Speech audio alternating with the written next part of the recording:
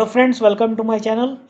In 1 minute, one question answer series, our today's question is: while reviewing a WPS, you find that it was qualified using SMAW process on a 12 mm thick plate, but the job requires welding 40 mm thick plates using GTAW plus SMAW combination.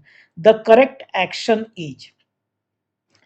So you are reviewing a WPS and you find that WPS is qualified for SMAW process and it was qualified on a 12 mm thick plate.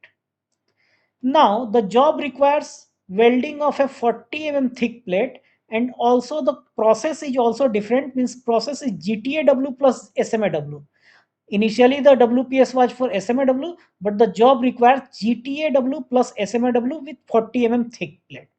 Now, what will be your course of action? Option 1 is approved since both processes are qualified individually. Option 2 is qualify a new PQR with both process combined. Option 3, by increasing preheat to 200 degrees Celsius, approved by increasing preheat to 200 degrees Celsius. And option 4 is reduce the number of passes to avoid requalification.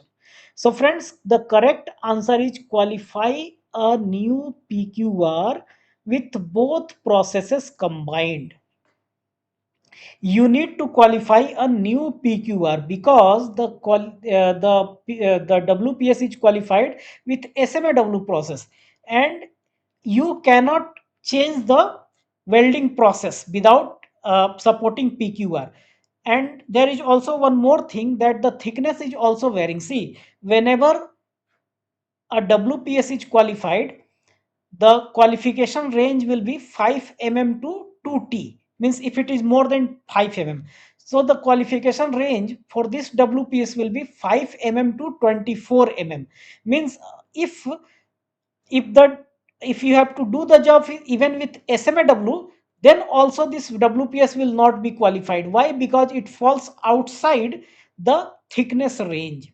Hence your option 2 is the correct answer. Qualify a new WPQR with both processes combined. Friends, if you have not joined my channel, please, this is my sincere request, please join my channel and support my initiative financially.